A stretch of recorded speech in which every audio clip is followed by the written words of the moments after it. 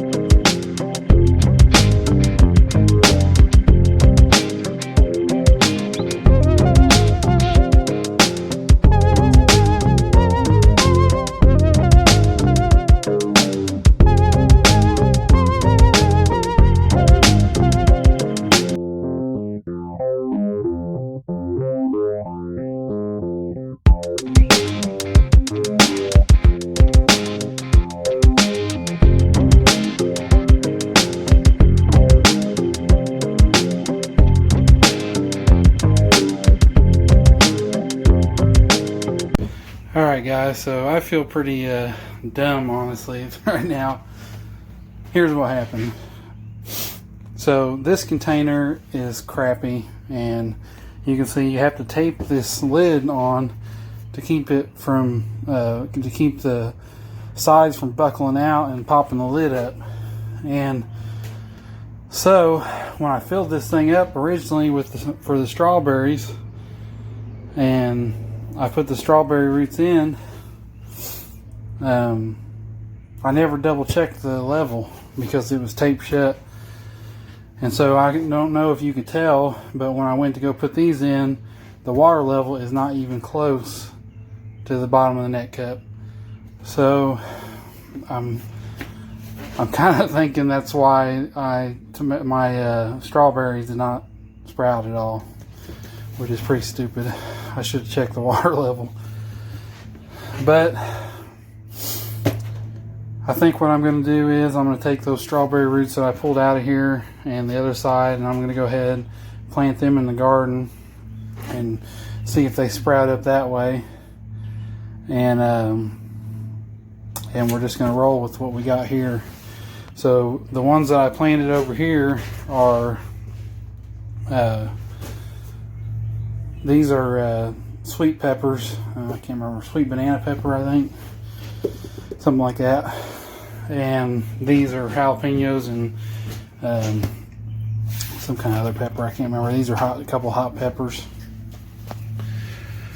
And I'll be interested to see if this works. I have a pretty good feeling about it, but usually when I tried to transplant, you know, you take it out, you wash off the dirt off the roots, and then you try to transplant it, and it's just not hardly worth it for me personally. You know, maybe I'm still learning, so maybe it's something that I'm doing wrong, but it just never it has such a small success rate where the plants don't get shocked and just die, that it's not worth it to me, honestly. Whenever I've been doing my hydroponics, I've just always 90% of the time started from seed, because that's just the only way that I could really have success. Because every time I try to transplant like this, it fails. So I think just not messing with the roots, not, you know, just leaving them in their potting soil, their little starter soil, and then putting them in the hydroponics. I think this will work a lot better. Maybe it'll be interesting to see over time how that works out, because it's going to slowly work away the soil, I'm sure, and it's going to dilute the mixture of nutrients. So we'll see if they die or not. Hopefully not. And then I've got some more over here that I'm going to be continuing to plant outside. So I think these pepper plants are really going to take off though here, because it's going to be pretty warm. It stays pretty warm in the greenhouse. So, and hopefully my strawberries keep going. You know, when we had that frost, it kind of stunted everything over here for a couple of weeks, honestly. But now this stuff's starting to take back off again, and I had to I cut all the leaves off my little lettuce plant here and gave it to the chickens because it was getting too big, and now it's growing new leaves already. That was only a couple days ago.